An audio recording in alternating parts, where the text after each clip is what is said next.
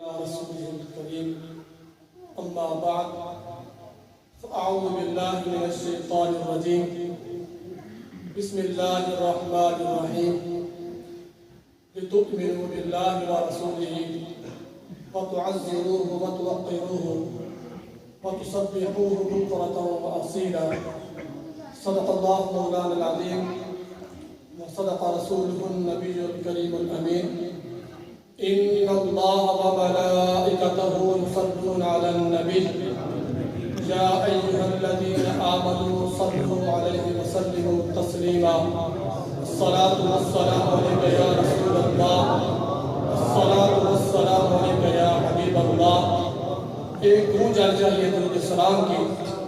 آپ اس قائد کی یاد میں بیٹھے ہیں جو نہ صبح سویا نہ رات کو سویا اور آخر میں خود چلا گیا اور سارے جہان کو بیدار کیا. اب سونے کا مقام نہیں ہے. معذرت کے ساتھ کچھ ساتھی تھوڑی عیشے کی حالت میں بیٹھے ہیں, ذرا جاگ کے بیٹھے.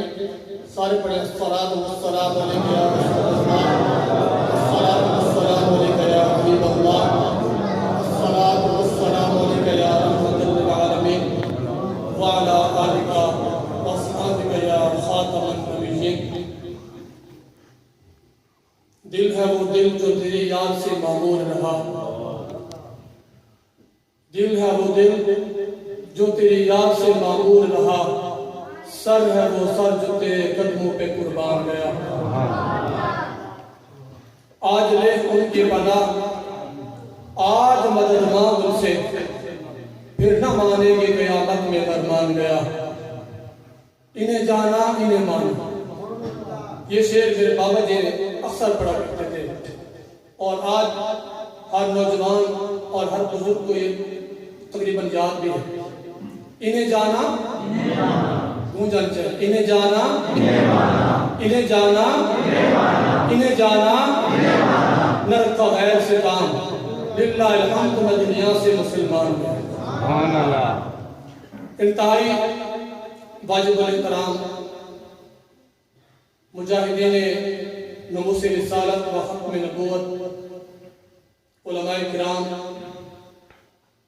اور شاکال مصطفیٰ, جامع مسجد بنوڑا شریف کی انتظامیہ, محترم بھائی افضال صاحب اور نقیب محفل حافظ صلاح الدین ایوبی صاحب,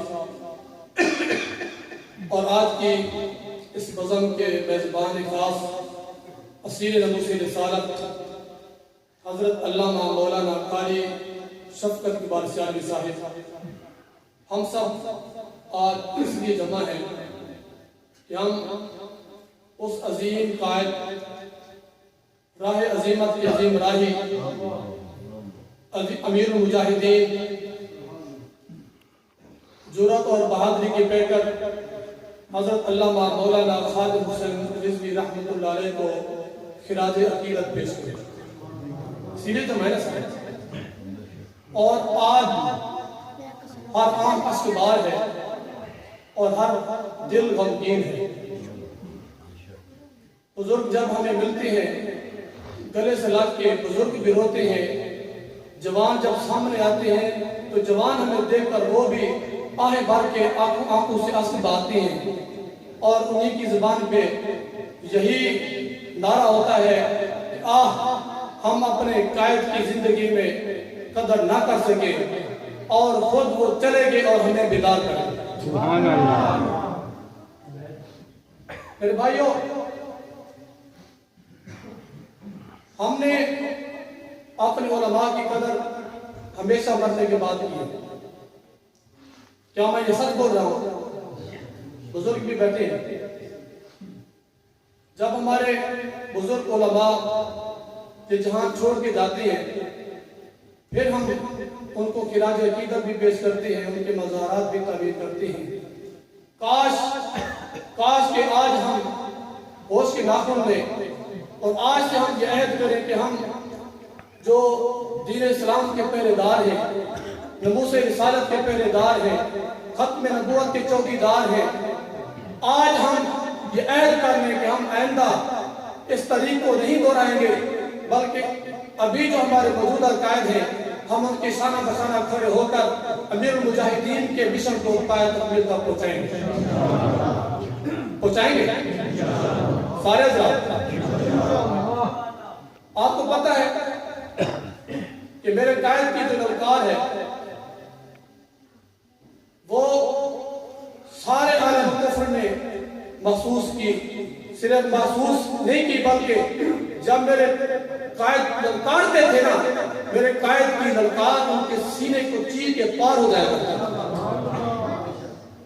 آج انڈیا کیوں تھرتھرا رہا ہے، چلا رہا ہے اور کہتا ہے ٹی ایل پی کے مخفیہ، ٹی ایل پی کا مخفیہ یہ جہاد کی بات کرتے ہیں، یہ لڑنے کی بات کرتے ہیں، مرنے مروانے کی بات کرتے ہیں۔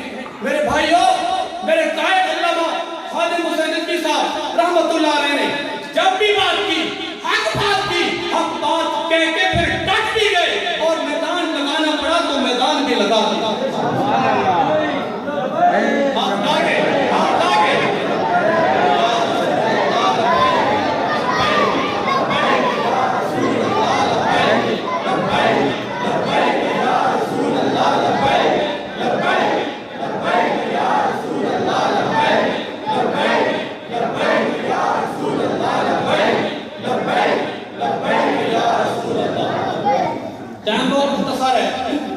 میں ایک دو بات کی عرض کر کے جا چاہتا ہوں۔ علامہ اقبال نے فرمایا تھا کہ اٹھ کر صحرا سے روما کی سلطنت کو جس نے الٹ پلٹ کر دیا تھا، تو علامہ اقبال سے پوچھا گیا کہ کیا آپ کو دور دوبارہ نہیں آنے والا؟ تو انہوں نے فوراً فرمایا تھا نہیں، سنایا کچھوں سے وہ شیر پھر ہوشیار ہو۔ آپ کو منظر نظر آ رہا ہے، اب ہوش آ گیا ہم نے اپنے قائد کی زندگی میں قدر نہیں کی۔ ہماری جماعت ہمارے سمجھتے رہے کہ علامہ خادم حسین ندوی صاحب ہمارے والد ہیں، لیکن ان کے جانے کے بعد پتہ چلا کہ جب میرے قائد پکارتے تھے نا تو ان کی جو سچ تھی نا وہ کفر کو لگتی تھی۔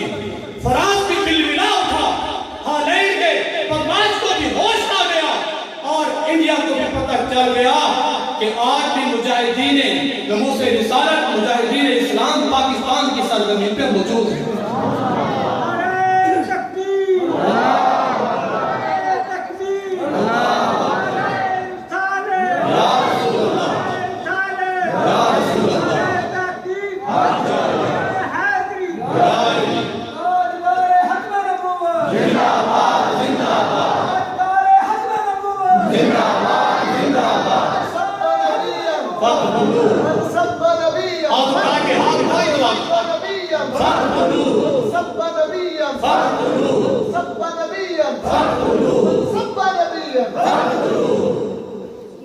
تو میرے بھائیوں، آج ضرورت اس بات کی ہے کہ میرے قائد جو مشن چھوڑ کے گئے ہیں وہ اپنا کام کر گئے۔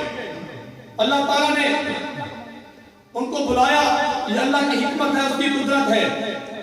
ان کا جو مقررہ وقت تھا وہ آ گیا، وہ اپنا کام کر گئے اور ہمیں یہ بتلا گئے لوگوں اگر محبوب کی عزت کرو گے، در مصطفیٰ سے وفاداری نبھاؤ گے نا، ناموس رسالت پہ پیرا دو گے، ختم نبوت پہ چوکیداری کرو گے نا، پھر پوری دنیا عالم تمہیں سلام کرے گی۔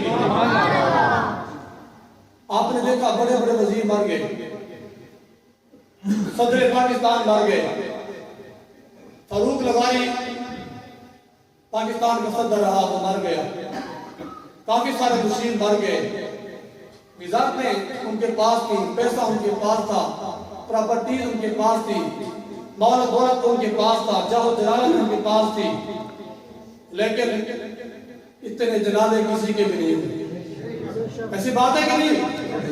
میں جھوٹ تو نہیں بول رہا۔